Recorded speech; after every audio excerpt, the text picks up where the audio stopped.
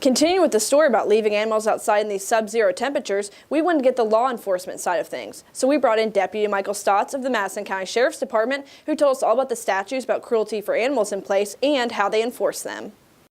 It's cold, it's snowy, and guess what? You do not need to be on your roof. Call Unlimited Roofing and they'll give you a totally free roof inspection for winter storm, hail, and wind damage. Call Tim Patrick or Danny Nutter. Now bundle up. You should make sure your pets are inside during this cold weather. If they are to be outside, you need to make sure they have adequate shelter. It doesn't take long for water to freeze.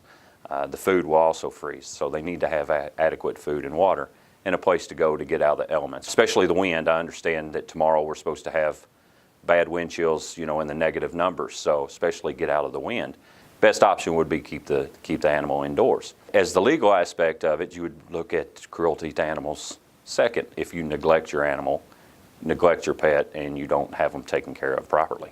If we received a complaint, it would be something that we would take the information that we have, any kind of documentation that we receive, or that we find out on our own through the investigation. We consult with the county attorney and to see how to proceed with any kind of criminal charges or criminal complaint at that point. Violent attacks on animals receive the most attention. But the complaints that we receive the most are neglect of the animals where they're not being taken care of properly. So we do receive many complaints on those throughout the year.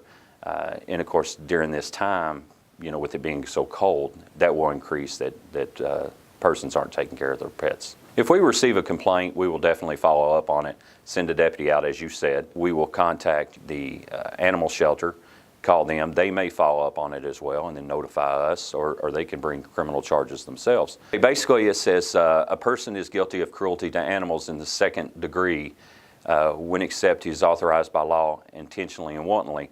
And one of the subsection is subject to any animal in his custody to cruel neglect. So leaving a pet out in these bitter cold that we've had over this stretch, or we had over the last week or two, without adequate shelter, food or water. Cruel neglect in my eyes, but once again, it's something that if we had that information, if we had this documentation, we would consult with the county attorney to see how to proceed with any criminal charges. Document it, put down the date and time that you've noticed, and call us. Send us the pictures, have them ready for us when we get there. Even if they've taken the animal in at that point, at least we would have it where they're outside, document how long the animal was out. And if we can't charge them criminally, at least we could talk with the pet owner and give them some ideas how to better take care of their pets.